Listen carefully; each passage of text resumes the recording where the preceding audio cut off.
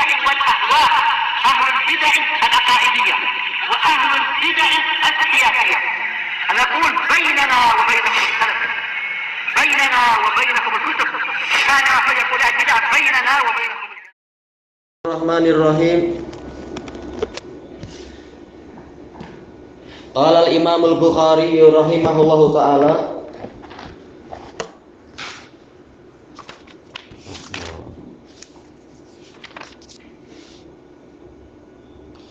Al-Babus Samin Babul Istihadah. Bab yang ke-8 dari Kitabul Haid adalah istihadah. Telah dijelaskan oleh para ulama seperti Imam An-Nawawi, demikian pula Al-Karmani, Al-Hafidz Ibnu Hajar Asqalani dan lain-lain. Istihadah ini memang bukan haid, sebagaimana juga dijelaskan oleh Nabi, ini bukan haid. Kenapa? Karena ini adalah darah biasa dan dia keluarnya bukan dari qa'rir rahim, bukan dari kedalaman rahim, tetapi dari suatu urat, dari suatu pembuluh darah yang di dekat apa istilahnya ya, di bagian bawah wanita itu. Dan darahnya adalah darah seperti darah-darah yang lain, bukan darah haid. Dan dia, kata para ulama tadi, keluarnya bukan pada masa yang dikenal, bukan pada masa yang ma'ruf sebagai jadwal dari haid. Maka dia dikatakan istihadah, yaitu sebagian orang menyangka itu haid. Istihadah yaitu disangka haid. Atau boleh jadi istihadah maknanya adalah yaitu yang memancar dengan kuat. Di sebagian riwayat ditunjukkan bahwasanya ini adalah gangguan dari setan terkadang kepada sebagian wanita. Dan tidak semua wanita mengalami itu. Dijelaskan oleh Al-Hafidz Ibnu Hajar rahimahullahu ta'ala, guru Ibnu Hajar, yaitu siapa? Imam Ibnul Mulakin. Beliau mengatakan bahwasanya di kalangan para wanita sahabiyat, para sahabat Nabi, itu ada 20 wanita yang mengalami istihadah. Yang lain-lain tidak tercatat mereka mengalami istihadah. Kemudian kita masuk kepada hadisnya. Qala al-Imam al-Bukhari rahimahullahu taala, al-haditsus sadis ba'da salasimi'ah 306. Haddatsana Abdullah bin Yusuf. Qala akhbarana Malik an Hisham bin Urwah an Abi an Aisyah radhiyallahu anha qalat. Aisyah mengatakan, qalat Fatimah bintu Abi Hubaysh li Rasulillah sallallahu alaihi wasallam, ya Rasulullah inni la athhur. Fatimah ini mengatakan, wahai Rasulullah, sesungguhnya saya ini tidak suci. Afa ada'us shalah, maka bolehkah saya itu untuk tidak sholat? Faqala Rasulullah sallallahu alaihi wasallam, innama dzalika irq. Sesungguhnya itu adalah irq, yaitu pembuluh darah yang koyak. Walaysa bil haidah, bukan haid. Fa idza aqbalatil haidah, maka apabila haid memang datang, diketahui dari jadwalnya atau memang dari sifat darah yang ma'ruf, fatrukis shalah, maka tinggalkanlah salat. Fa idza dhahaba qadruha, kemudian apabila kadar haid tadi telah hilang, diketahui dari sekarang yang keluar adalah sudah darah biasa, tidak lagi darah yang ghalidhah, itu yang apa istilahnya, pekat dan bau busuk dan sebagainya itu. Faghsili ankid dam, maka cucilah darah dari dirimu, washolli, dan laksanakanlah salat. Thayyib. Di sini Imam Bukhari meriwayatkan dari guru beliau, yaitu Abdullah ibnu Yusuf Abu Muhammad At-Tinisi Al-Misri, dan beliau min asbatin nasfi muwatta'i Malik. Qala akhbarana Malik, Abu Abdullah Malik bin Anas bin Malik Al-Asbuhi Al-Yamani summa Al-Madani, Imam Darul Hijrah, an Hisham bin Urwah Abu Abdullah Al-Madani Al-Qurashi, an abihi, yaitu Urwah ibnu Zubair Abu Abdullah juga Al-Qurashi Al-Madani. Aisyah ini Qurasyiyah Madaniyah juga, Ummu Abdullah. Jadi semuanya adalah Madaniyun kecuali Abdullah bin Yusuf. Beliau Misri, namun beliau juga sempat tinggal di Madinah. Di sini Aisyah bercerita bahwasanya Fatimah bintu Abi Hubais berkata kepada Rasulullah Shallallahu Alaihi Wasallam, inilah atohur, sesungguhnya saya tidak suci. Sebenarnya kalimat ini diringkas karena telah kita lewati di dalam number yang ke 296 itu ya. Sebentar, bukan 296, mana dia?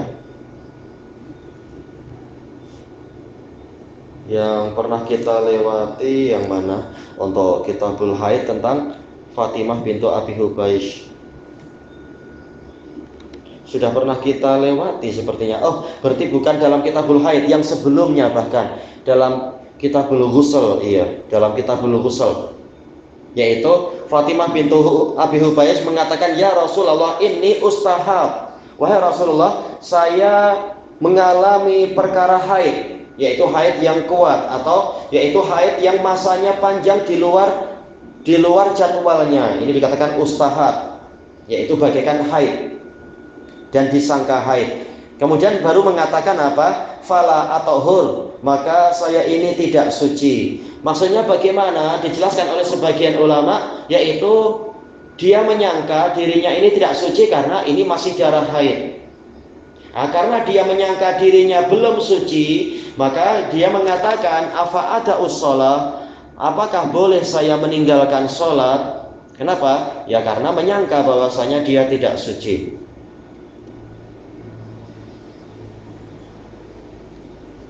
Baik, maka Rasulullah SAW mengatakan la. Kalau dalam riwayat yang di hadapan kita ini mengatakan innama dzaliki ir. Tapi kalau dalam riwayat yang telah kita lewati itu Nabi mengatakan la, innama dzaliki ir, yaitu tak boleh engkau meninggalkan sholat, engkau tetap wajib sholat karena darah yang keluar tadi bukan darah haid, tetapi itu adalah sakit. Orang yang sakit walaupun keluar darah tetap dia wajib sholat. Baik. Lalu bagaimana kita memahami bahwasanya yang keluar dari farj wanita itu adalah najis? Kita katakan bahwasanya ya najis seperti kencing, seperti madhi, wadi dan yang semacam itu, rutubatun nisa, cecair para wanita. Terjadi khilaf, tapi yang rajih memang dia itu najis. Kalau najis berarti dicuci, dibersihkan. Kalau dikhawatirkan nanti menetes lagi, ya seperti orang yang terkena salasilul baul, yaitu kencing yang terus-menerus, bukan berarti meninggalkan sholat, akan tetapi pakai hafazah, pakai semacam pampers itu. Yang penting sudah dibersihkan, kemudian apa? Pakai pampers dan berwudu. Berwudu kemudian sholat, jangan meninggalkan sholat, karena ini bukan haid. Kemudian disebutkan di sini faida aqbalatil haidah. Untuk yang tadi walaysa bil haidah ada dua riwayat, haidah dengan hidah. Tetapi riwayat yang pertama yang paling kuat dengan fathah, yaitu haid itu sendiri. Adapun kalau pakai kasrah, hidah ini hal, yaitu situasi. Riwayat yang terkuat adalah pakai fathah, haidah. Fa idza aqbalatil haidah, kemudian apabila haid itu telah tiba. Nah, ini ada dua qiraah yang sama-sama kuat, boleh haidah, boleh hidah. Yang tiba itu haidnya atau situasi haid, dua-duanya mungkin. Memang haidnya datang, atau situasi haid itu yang datang. Mungkin apa? Putus-putus, tapi wanitanya tahu memang ini jadwal haid walaupun sedang tidak nampak, tetapi memang ini jadwal dia, saya tahu. Nah, ini dikatakan hal, situasi. Dikatakan dia masih dalam jadwal haid, dalam period haid, hidah. Aqbala yaitu apa? Ibtada'a. Apabila haid itu telah mulai tiba, fatruki sholah, maka tinggalkanlah sholat. Kenapa? Ya karena ini memang najis dia, dan dia menyebabkan sholat itu tidak sah. Cuma dia lain daripada darah yang biasa. Kalau darah biasa dibersihkan pakai pampers sholat. Sementara yang ini tidak boleh karena ini najisnya besar, bahkan wajib mandi, tidak sama dengan istihadah ataupun luka-luka yang lain. Fa idza dzahaba qadruha, kemudian apabila kadar haid telah hilang, yaitu memang zatnya hilang, kita sudah nampak oh ini sudah bukan darah haid, sudah muncul qaswatul baydha, yaitu cecair yang warnanya bening misalkan.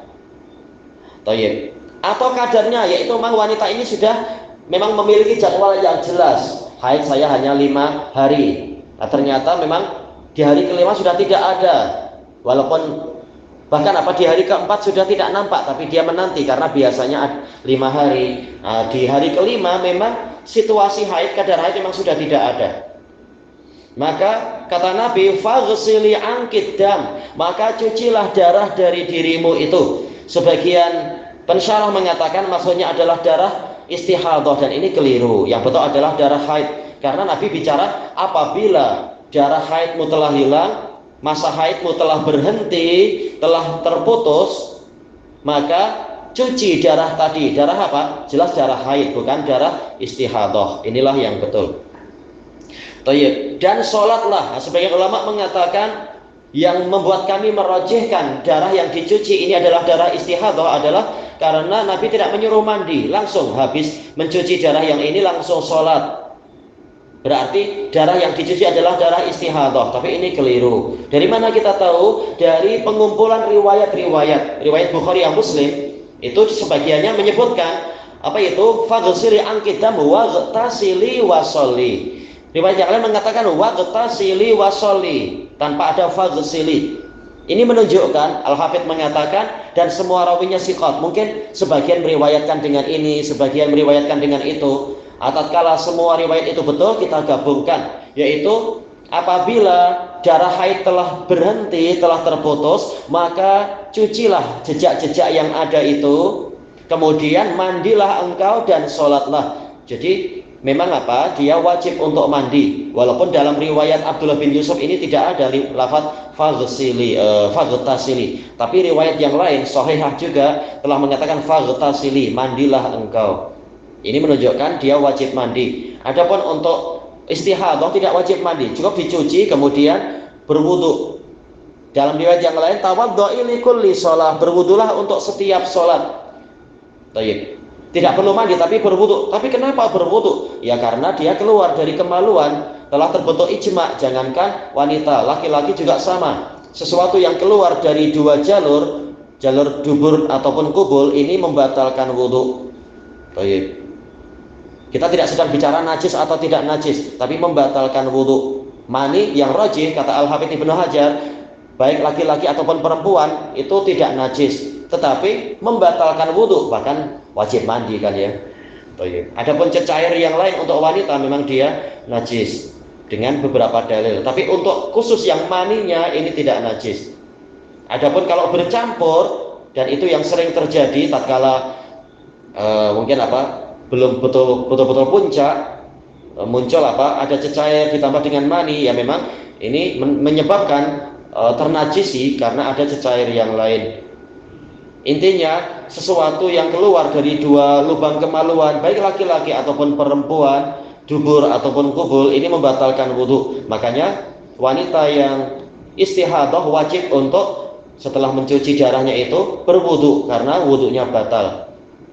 Para ulama berselisih pendapat, apakah sekali wudu itu boleh untuk sholat qabliyah, sholat wajib dan ba'diyahnya, ataukah betul-betul selesai salam kemudian wajib wudu lagi kalau mau sholat? Ini khilaf. Sebagian memberikan keringanan, yaitu berwudulah untuk setiap sholat, maksudnya rangkaian sholat itu, qabliyah, zuhur misalkan, kemudian zuhurnya dan ba'diyah. Yang lain mengambil sesuai dohirnya.